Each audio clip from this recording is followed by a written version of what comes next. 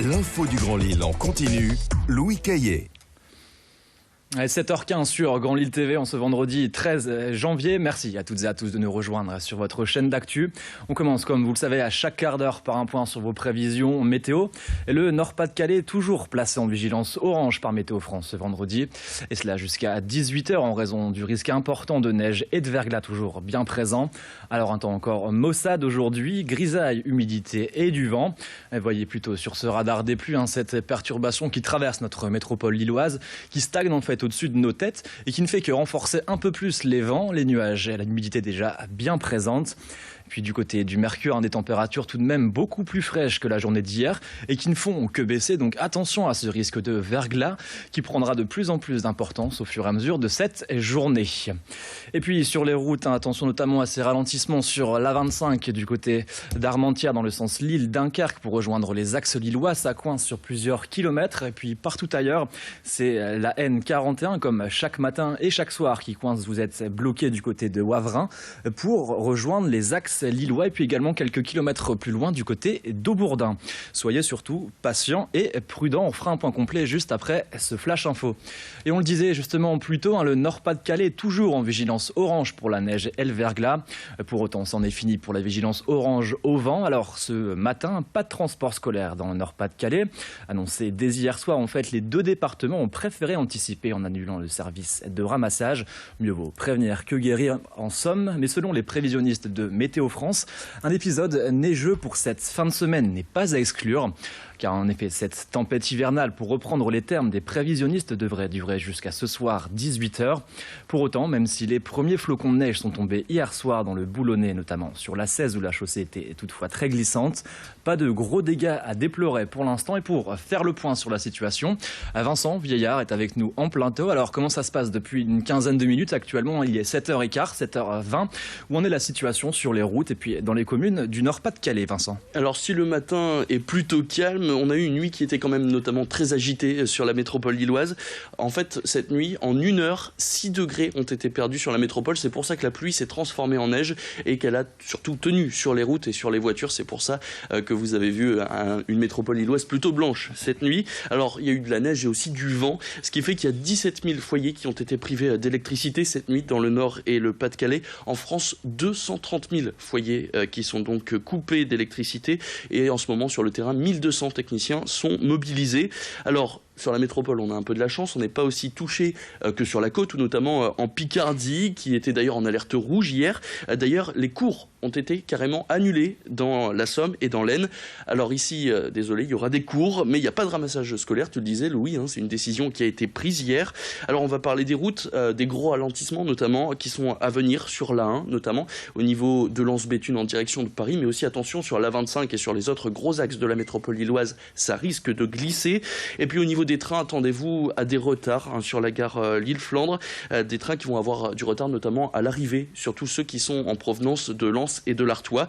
Et puis on vous le répète, donc attention au verglas puisque les températures sont en baisse ce vendredi matin. Merci Vincent pour ces informations. On saura peut-être dans quelques minutes si les 17 000 foyers qui étaient coupés d'électricité jusqu'à ce matin ont pu retrouver un peu de courant. Puis on vous retrouvera également dans les prochaines éditions. Vous serez en direct du S10 59, pas très loin ici, à quelques centaines de mètres. Et alors que le Vendée Globe se poursuit, le skipper Thomas Ruyant était reçu au Conseil régional des Hauts-de-France ce jeudi. Le navigateur dunkerquois qui a dû abandonner à la suite d'une collision avec un objet non identifié, c'était mi-décembre, concourait pour une ONG. Son nom, le projet Imagine, qui vise en fait à sauvegarder les endroits naturels sur la planète. Et lors de cette présentation, le skipper était avec toute l'équipe du Souffle du Nord, une association ayant pour but de dynamiser l'engagement solidaire dans la région, en créant des ponts entre les associations, entreprises et les particuliers.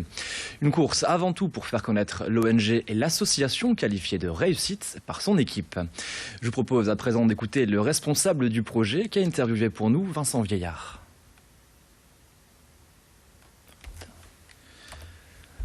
Petit problème technique à suivre l'interview dans quelques secondes.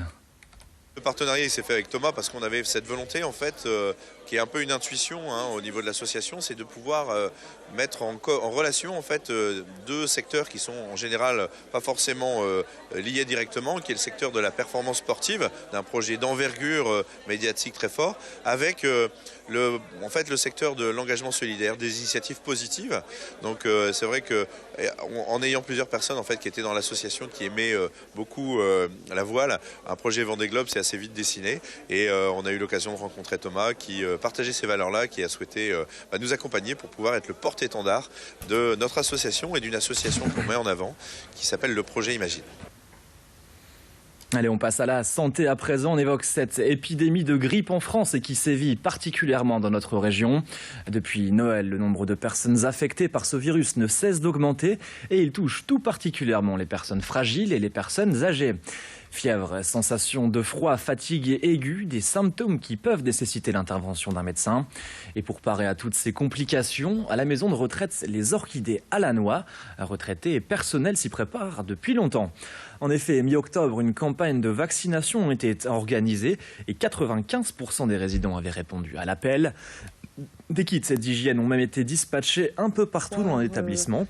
Une démarche jugée efficace puisque sur les 80 résidents, seuls 4 d'entre eux ont eu des complications respiratoires, bien sûr soignées par la suite. Explication complémentaire au micro d'Alexis Tessier. Alors, dès les premiers signes d'infection respiratoire, le médecin traitant est alerté. Les infirmières vont surveiller les signes, prendre les paramètres vitaux plusieurs fois par jour. Une surveillance d'hydratation et d'alimentation est mise en place sur 3 jours. Ensuite, le docteur Dada tient à jour avec les infirmières un tableau qui a été donné par l'ARS qui nous permet de surveiller les symptômes pour chaque résident et les mesures mises en place. Et c'est justement le propos de notre question du jour, signée Grand Lille TV et Direct Matin. Le vaccin contre la grippe doit-il être obligatoire pour les personnes les plus vulnérables? Vous avez jusqu'à ce soir 18h pour voter sur notre site internet ou bien via notre application mobile grandlille.tv. Puis sachez qu'hier, vous étiez tout de même 91% à ne pas croire en la forte mobilisation des électeurs de la gauche pour la primaire, à l'heure justement du débat à la télévision. C'est la fin de cette édition. Dans quelques instants, vos prévisions complètes météo et un point rapide également en temps réel sur vos conditions de circulation. Et puis nous, on se retrouve dans une petite dizaine de minutes avec sans doute Vincent Vieillard et Clotilde Leguévac en direct au 10 59. Belle journée à toutes et à tous sur Grand Lille TV.